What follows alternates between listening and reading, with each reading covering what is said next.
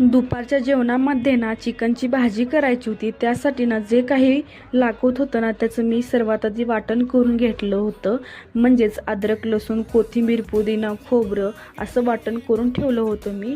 आणि इकडे आहोंनी ना चिकन आणून दिलं होतं. ते चिकन ना मी स्वच्छ 3-4 वेळा धुवून घेतलं आणि इकडे शिजू घातलं होतं. तर शिजू घालताना त्याच्यामध्ये मी ठेचलेलं लसूण, खडा मीठ आणि थोडीशी हळद टाकून शिजू घालत असते. तुम्ही कसं चिकन शिजू घालता हे मला कमेंटमध्ये नक्की सांगा. आणि चिकन शिजत आहे तोपर्यंत ना घरामध्ये थोडासा पसारा झाला होता, ते आवरत होते. ते आवरेपर्यंत ना इकडे चिकनसुद्धा शिजलं होतं आणि प्रिजू बेबीसुद्धा उठली होती.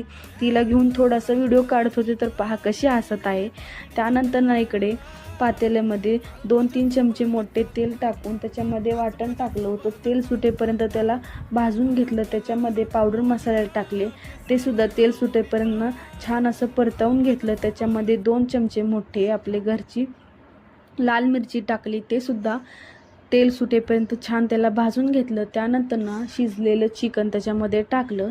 4-5 मिनिट ना त्या चिकनला वाफवलं आणि त्याच्यामध्ये गरम पाणी टाकून आमटी रेडी झाली. छान अशी आमटी रेडी झाली. त्यानंतर ना इकडे भांडे पडले होते आणि प्रिजू बेबी इकडं बाहेर तिच्या पणजीसोबत ना खेळत बसली होती. तिला बघायला गेले होते मी. आणि इकडं अशी हिरवंगार झाडे वगैरे पाहून ना प्रिजू बेबी खूप खेळत असते त्या झाडांना बघून. आणि ती खेळत आहे तोपर्यंत मी लवकर भांडे घासून घेतले.